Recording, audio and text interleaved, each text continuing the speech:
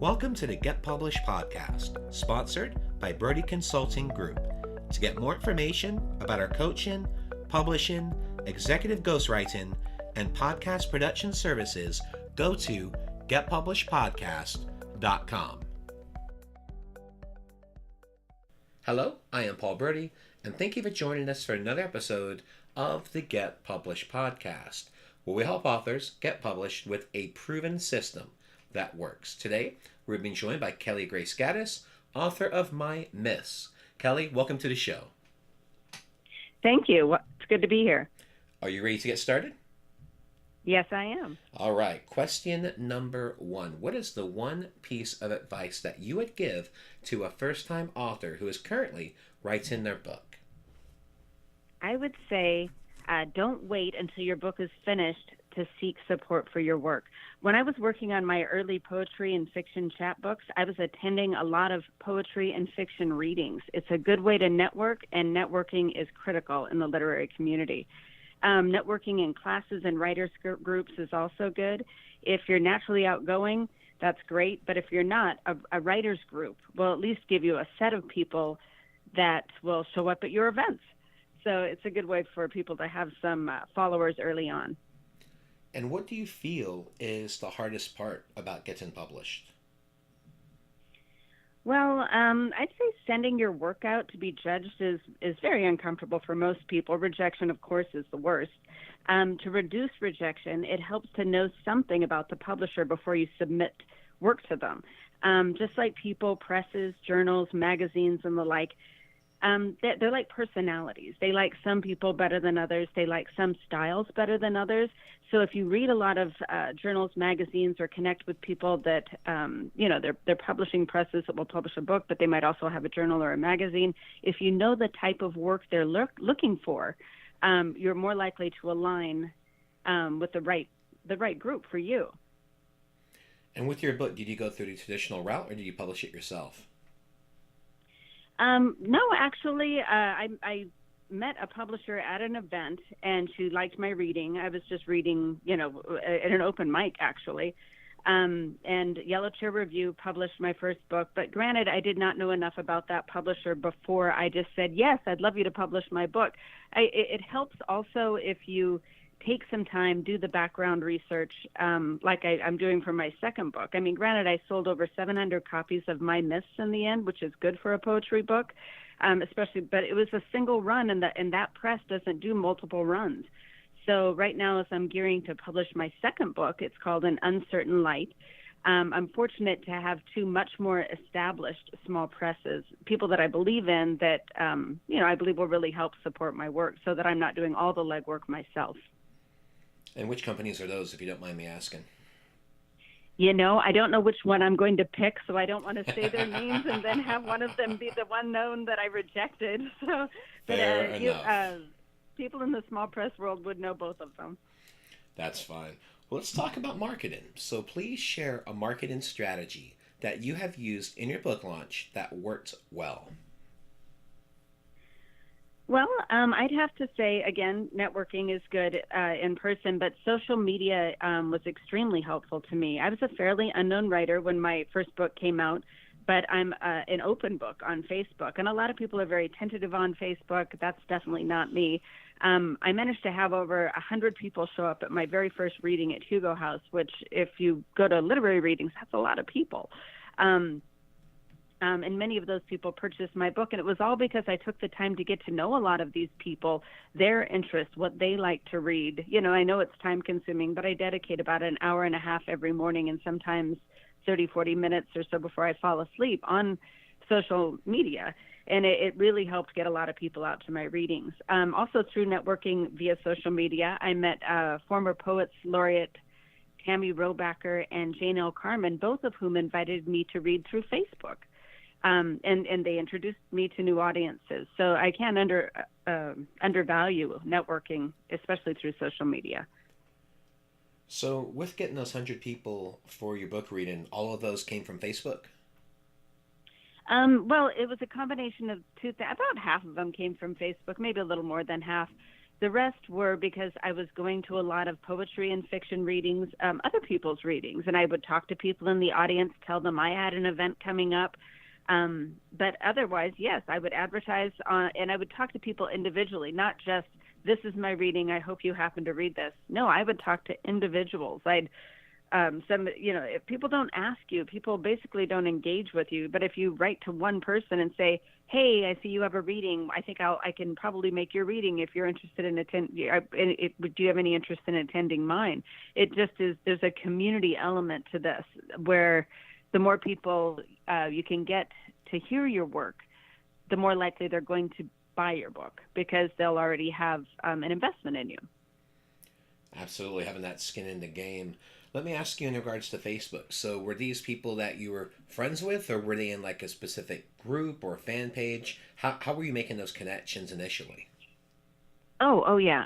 Well, I have an open page, but I primarily, actually almost exclusively, only accept people that are writers, poets, fiction writers, anybody, publishers, people that are involved with writing.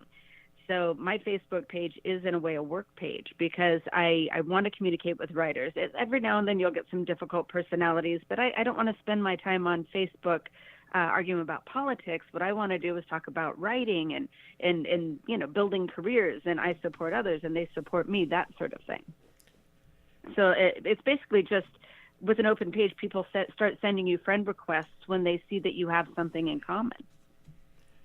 Yeah, that's a very unique strategy too, and it's nice because it's more of an organic strategy. Because the way Facebook keeps changing up their algorithms and everything, if you have like an author page or a group, then they make it a lot more difficult unless you are specifically paying to boost posts. So I think that's a great way where you're connecting with them, making that personal connection, and then you probably utilizing like Facebook Message to further those connections, or maybe commenting with posts. What is the philosophy with that? I don't talk to that many people off of the page, but, like whenever I don't like Facebook Messenger because I started getting a lot of messages and it became a second job unto itself, trying to keep up with all of the messages. But I do love and encourage people to talk underneath the posts. Also, it keeps it from... I find that the any engagements that might make one uncomfortable tend to be people that you don't know writing to you via Messenger, but we have that handy block feature, so I can always do that. Well, I appreciate you sharing that. I love your strategy. So posts and then comments and building those connections in the comments. It's a great strategy. Yeah, it really works too, and also caring about other people so that it's not just a one-way street of people, saying, come to my reading, do my stuff, but that I try to be actively interested. I mean, I write reviews for people. I go to people's readings as often as I can. Of course, you can't always go. I mean, I work 2 jobs. I'm pretty busy. But, I do my best. And at the very least, I'll be supportive on Facebook for their events. And even people that don't show up at my events that are supportive on Facebook have helped me get other people to the events because it shows a lot of people are interested. The more people are interested, the more people that actually show up. Well, it's essentially connecting old school networking where it's more or less, it's about them. It's not about you, and it's just building those connections. And when people see that you're authentic and you care about them and you support them, that's what builds the relationship. It's not pitching your stuff. It's supporting them. Yes, absolutely. Absolutely. Yeah. Yeah. Making real friends, not just, what can you do for me? Because I don't think that works with anybody. I mean, I wouldn't want somebody doing that to me. I really do believe in reciprocity and mutual benefit. Yeah, I'm a huge karma person. I truly believe what goes around comes around. So my philosophy: do good, help as many people, and then it's going to come back in a great way. But we're not doing it for that purpose, just doing that purpose to help support others.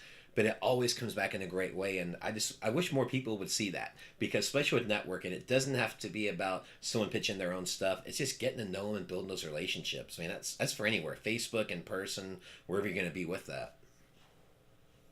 Yeah. Oh, absolutely. I agree. I completely agree. And social media, I mean, I only use really one thing. I mean, I'm not even a very good LinkedIn person. I hardly ever go on LinkedIn. I should probably spend more time there, but I don't do Instagram. I just mainly focus on one medium because I only have so much time to tend, social media. But I find that one has worked the best for me. Well, let's talk about your favorite book. So, what is your favorite book, and what was the number one thing that you learned from it?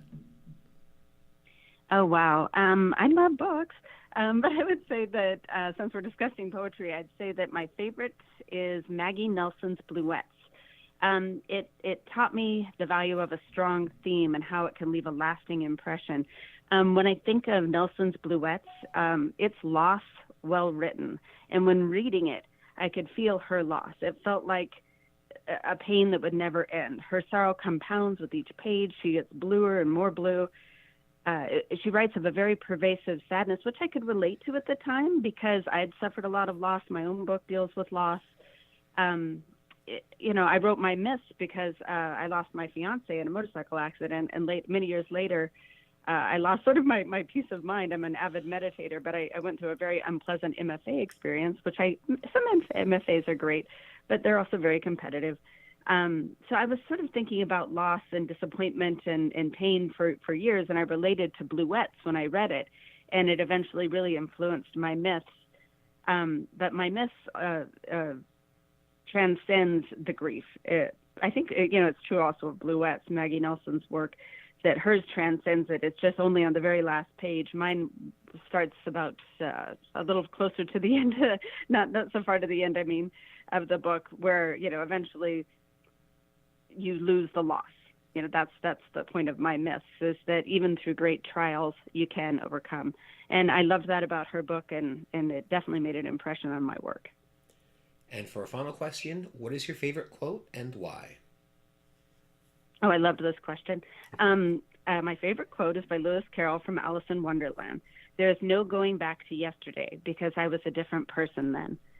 I think it's so true. And pretty much anybody that is evolving their life or trying to, become more or do something that they love passionately, they're different every day because there's always a new way to see something or to learn something. Well, Kelly, I want to thank you for being a guest on the show. What is the best way for people to find you online?